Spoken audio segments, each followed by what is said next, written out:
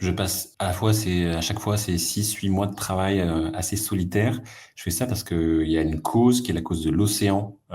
Et j'ai envie de raconter l'océan, j'ai envie de raconter pourquoi l'océan est absolument vital pour la vie sur Terre, pourquoi il est en danger et pourquoi le principal de ces dangers, c'est le fait qu'on est en train de le dévorer. À la fois, c'est très simple, c'est qu'il faut qu'on arrête de dévorer l'océan, mais à la fois, il y a vraiment de la co-responsabilité. C'est l'État doit faire sa part, les pêcheurs doivent faire leur part, les industriels et les consommateurs doivent aussi faire leur part, et que chacun ensemble, on peut trouver l'énergie pour le faire, parce que les solutions, on les a déjà. Et l'intention, c'était voilà, se dire, il y a urgence océanique. On sait quoi faire, allons-y tous ensemble. Le plus gros espoir qu'on a, c'est que l'océan est il est incroyablement résilient. Si on le laisse tranquille, les poissons y reviennent, mais en quelques années.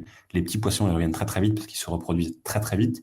Les gros mammifères marins comme les baleines reviennent aussi. Dans les années 80, on était au bord de l'effondrement et maintenant elles reviennent parce qu'on a décidé collectivement à l'échelle mondiale d'arrêter la pêche à la baleine. On sait que ça marche.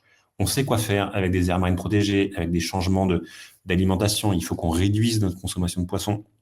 Et on sait de combien. Et on a plein d'alternatives alimentaires qui sont incroyables, des recettes de dingue qui permettent de mettre la fête sur la table sans forcément manger plein de poissons. Donc c'est cette séquence qui a été réfléchie de, on met une claque pour créer de l'émotion, on met de la raison derrière, et ensuite on met de l'espoir pour que à la fin, quand on tourne ce bouquin, on dit j'ai compris et je peux agir.